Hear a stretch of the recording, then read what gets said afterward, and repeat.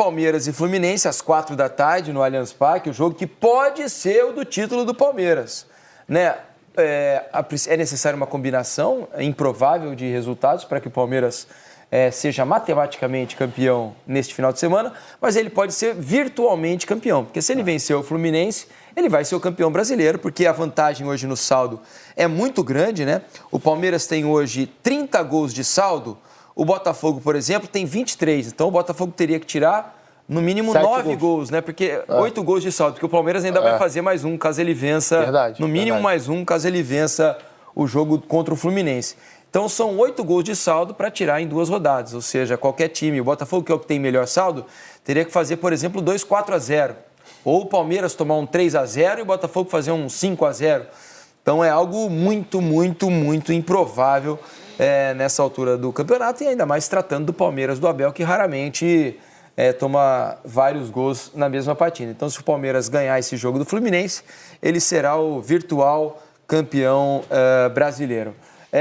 O Rony foi operado, tá? Aquela lesão, até a gente trocou uma ideia com o Paulo César de Oliveira, ele achou que o choque foi normal de jogo, eu discordei, né? Achei que o goleiro do América passou do ponto, foi uma força desproporcional, joelho muito alto, pegou ali ele na pareceu costela, um lance, no sabe braço. o quê? Você lembra do Sagat, do Street Fighter? Que ele dava... Isso é pra quem joga videogame, tá? Se você em casa não está... Você lembrou, né, Couto? Joelhada de Muay Thai.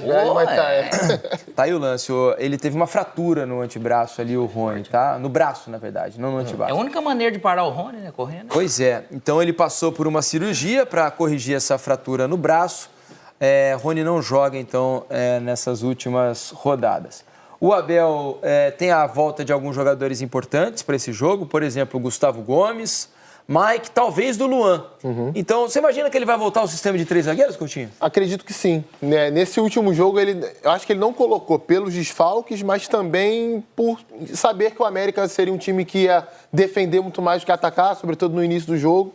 Acho que ele quis soltar um pouquinho mais, dar confiança para o Rony. Infelizmente, ele teve essa lesão, mas pela sequência que o Palmeiras teve, jogando com 3 zagueiros, e às vezes até nem eram 3 zagueiros especificamente de formação, um deles às vezes era o Marcos Rocha, e ele vem jogando muito bem. A gente pode ver, por exemplo, o Marcos Rocha jogando de zagueiro e o Mike entrando de ala, né? Não seria nenhuma novidade, aliás, o Abel faz isso desde que ele chegou ao Palmeiras, algumas vezes já fez. Então, e acho até que ele saiu do sistema de 3 zagueiros porque ele não tinha jogadores à disposição para manter o sistema. Tava né? todo mundo em campo, todo mundo o Naves estava jogando, jogou bem, inclusive, zagueiro da base do Palmeiras. E ele tinha o Murilo, né? Que era outro zagueiro, acabou jogando para a linha de 4. O sistema dele de 3 zagueiros, ele leva um benefício para ele. Porque esse cara do meio, falso 9, que é o Veiga, ou quem vai jogando, esses 2 atacantes, eles não precisam vir com os laterais. No primeiro ponto. Então, eles ficam aqui mais por dentro com o contra-ataque. E nessa maneira de uma roubada de bola, ele fica praticamente atacante com zagueiro. E para um time como o Fluminense, se encaixa bem, porque ele consegue dobrar bem para qualquer lado que ele consiga, que o Fluminense vai jogar um exemplo.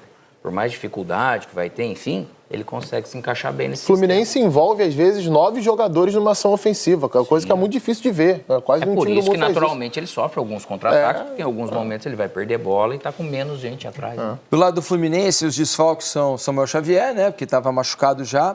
O Guga está suspenso, então ele não tem lateral direito de origem para esse jogo. O Felipe Melo está fora. O Marcelo deve ser poupado, né, por precaução.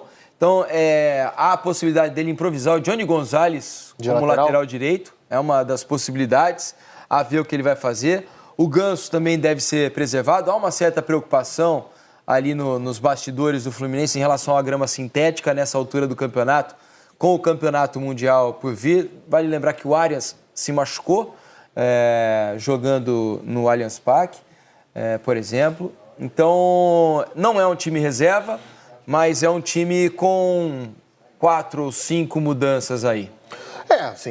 Independente do time que o Fluminense entra em campo, ele sempre tenta jogar da forma que ele treina, né? Que o Diniz prega em suas equipes. Se ele vai conseguir outra história, até porque existe a qualidade do Palmeiras, a forma de jogar dentro de casa do Palmeiras, que é uma forma impositiva também com a bola, com outro estilo mais vertical, com jogadores mais dispostos em posições específicas do campo. Então, e tem também a diferença técnica que pode existir se o Fluminense optar por um time, em sua maioria, reserva. E acho que tem um outro detalhe, né? Para mim, assim, Fluminense não tem nada a ver com a vida do Flamengo, do Atlético Mineiro, do Botafogo. O Fluminense fez a parte dele. Ganhou a Libertadores, que é o principal torneio da temporada, e está se preparando para o Mundial. Dentro dessa preparação do Mundial, a gente olhar as últimas 4 rodadas do Campeonato Brasileiro, os times vão fazer 4 jogos em 12 dias, 13 dias, na melhor das hipóteses. Cara, isso é muito massacrante fisicamente falando, principalmente quando você está a poucos dias de Mundial. Ah, então tem que tirar todo mundo? Não. Até porque o último jogo é dia 6, quarta-feira que vem, e a estreia no Mundial é só no dia 18. Mas você tem que quantificar essa carga. Você não precisa fazer com que os caras joguem 4 vezes em 12 dias, né? Sendo que você vai ter um jogo no dia 6, antes dessa partida do Mundial. Qualquer programação do Fluminense é pro Mundial. A programação dele não é e nem deveria ser pro brasileiro. Se eu quero dar ritmo para algum atleta, ele vai dar. Se eu preciso dar uma segurada por risco, não é por causa do sintético. O sintético, o Fernandinho só falou que não gosta, né? Mas a qualidade é altíssima. Eu joguei na Rússia há 13 anos atrás, 14 anos atrás, já era um sintético muito bom. Eu não vi grandes problemas de lesão porque era sintético. Diferente, é óbvio que é diferente. Mas a qualidade ela é muito grande. Então, pensando no Mundial, cara, não tem. Se eu preciso preservar alguém e posso fazer isso, ele tem que fazer mesmo. O pensamento dele acaba sendo lá. Porém, acaba sendo também um treinamento de luxo, né? No sentido de algumas peças, algumas situações de jogar contra um Palmeiras, que é nível de Mundial, para ele poder levar isso também para o... Mas o último jogo, com certeza, se ele pudesse colocar os juniores, ele colocaria, porque daí realmente ele dá aquela oxigenada em todo mundo, recupera todo mundo e vai para a viagem. Né, Alex, eu imagino que ele não vai poupar no último jogo. Eu acho que ele vai com o time titular porque são 12 dias, é isso? 12 dias. 12 dias até a estreia, só 18. Só que então, depende do dia que eles vão viajar, né? E aí, se ele não joga com o time titular, é muito tempo de inatividade, não é? Pode ser, depende da sequência de jogos que esses jogadores vierem. Se acusar de alguma forma algo nesses exames, no GPS, que ele precisa preservar para aqueles que jogaram um pouco mais, ele vai mesclar. Eu imagino que ele vá com o máximo que der para esse último jogo do Fluminense. E é a despedida da torcida também, né? Isso, tem isso. Último jogo com a torcida. Quem não deve jogar, quem talvez não jogue, seja o Nino, né? Porque o Nino e o Gabigol acabaram denunciados, né? Pelo STJD. Eles podem não jogar na última rodada, né? É isso que eu estou falando. Porque eles tiveram uma treta lá no Fla-Flu, foram expulsos e agora o STJD denunciou os 2 jogadores. Eles podem acabar pegando um gancho, eles vão ser julgados. Então eles correm o risco de não estarem com Fluminense e Flamengo na última rodada do Campeonato Brasileiro. O que eu também vejo nesse lance é a questão do Gabigol. Aí a treta, olha lá, Alex. Uma coisa é ele participar da treta, uma coisa é ele ter feito algo para ser expulso. O Nino acabou fazendo muito mais do que ele. Nesse ponto, né? Sim. Mas aí os 2 foram expulsos e agora serão julgados. Gabigol foi pelo histórico, né? E outro, você participou, vou acalmar. Não é, cara. O outro merece vermelho, você merece amarelo. Pronto, né, cara? Com uma liderança isolada, o Palmeiras soma 66 pontos, 3 a mais que seus concorrentes mais próximos, Botafogo e Atlético Mineiro. A equipe, dirigida por Abel Ferreira, tem a chance de ser campeã antecipada se conseguir estender essa vantagem na liderança ao final da rodada. A confiança está em alta após a recente goleada por 4-0 sobre o América Mineiro. Com apenas 2 rodadas restantes no Campeonato Brasileiro, o Palmeiras mantém uma posição de liderança sólida e, dependendo dos resultados da próxima rodada, pode assegurar o título. A equipe vem demonstrando consistência e determinação ao longo da competição, proporcionando aos torcedores momentos de expectativa e emoção.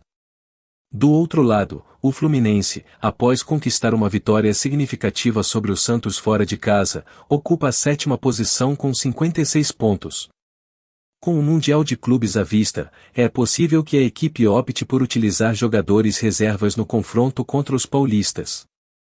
Queremos saber a sua opinião sobre essa partida decisiva entre Palmeiras e Fluminense. Como você avalia o desempenho dessas equipes até agora e quais são suas expectativas para o desfecho do Campeonato Brasileiro?